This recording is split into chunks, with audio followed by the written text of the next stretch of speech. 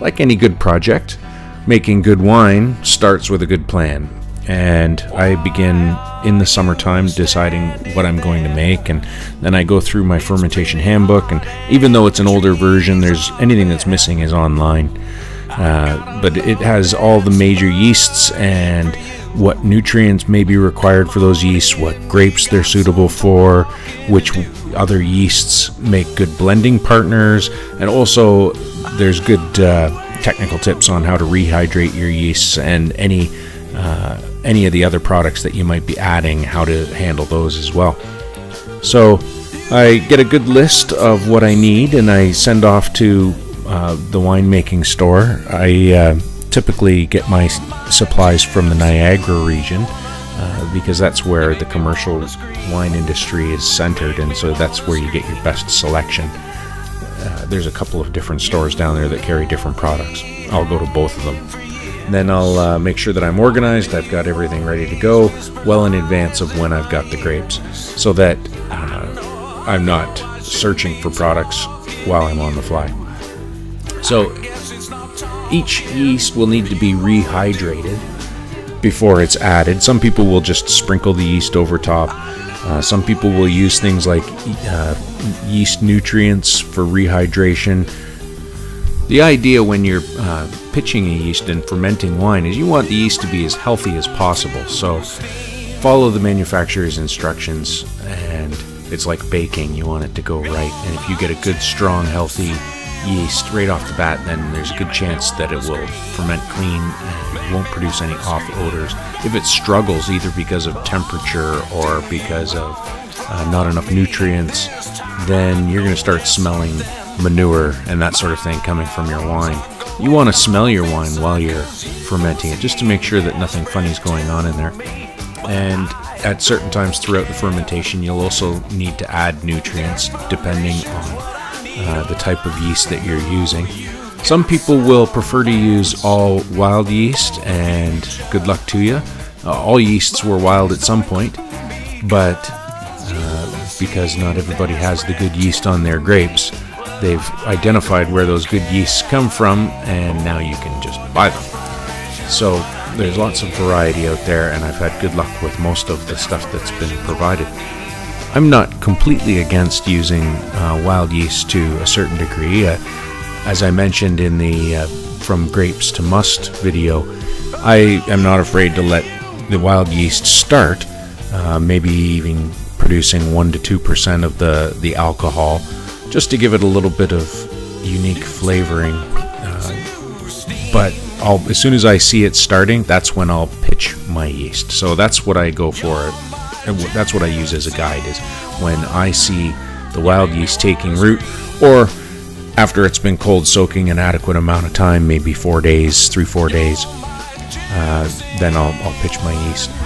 So to do that, what you need to do is be very organized, keep your yeasts separate, and I'll take the yeast packaging and I'll tape it to each glass that I'm getting the yeast started in. And you start with your rehydration nutrient. This is not the same as what you would use when it's fermenting. You're going to start with something like Go Firm, and you're going to rehydrate that according to the instructions in the water that you're going to use to get the yeast rehydrated. The temperature is specific when you're doing this. You're in the 42 to 44 degree range when you get started. And again, you want healthy yeast, so follow these instructions. You're going to sprinkle the yeast on top of the water and leave it for 15 minutes to slowly soak in on its own, and then stir it at the end of that 15 minutes. And slowly you're going to introduce the grape juice. So you're going to take a large sample of that off your grapes. It doesn't matter if you blend them at this point, just because you want a good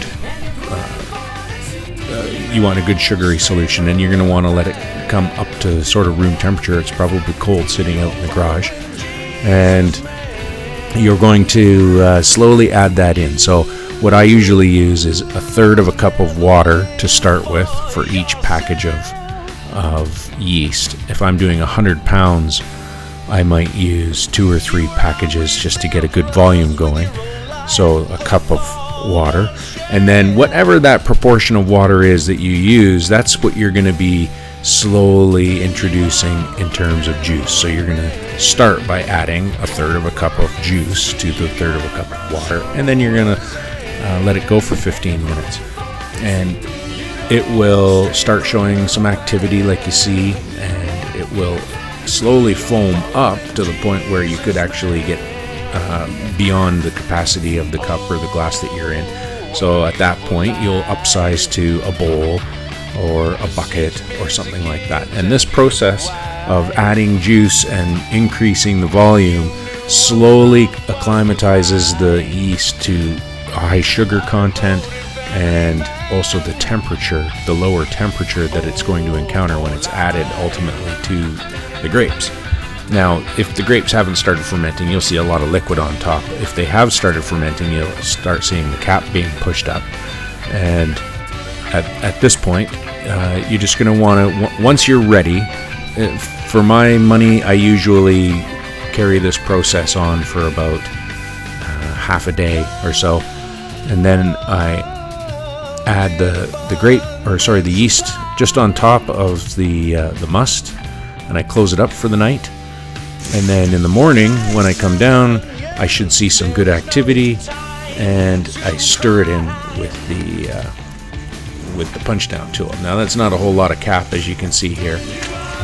Once it gets going, that cap is going to be a good 3 inches thick, and you're going to want to punch that down 2 to 3 times a day. Again, that's part of the art of winemaking. Some people may want to do more, some people may want to do less. There are other techniques instead of punching down if you have the right equipment. That's a topic that we can discuss sometime else, and that will get your yeast going. The fermade is the nutrient that I choose, and that's added at 1/3 sugar depletion, and if it needs a second dose, 2/3 sugar depletion. You want to be careful not to just willy-nilly add as much as you want, because whatever's left over will be there to feed spoilage organisms. So this is like baking. You want to follow the recipe provided by the company that provided the yeast. Good luck.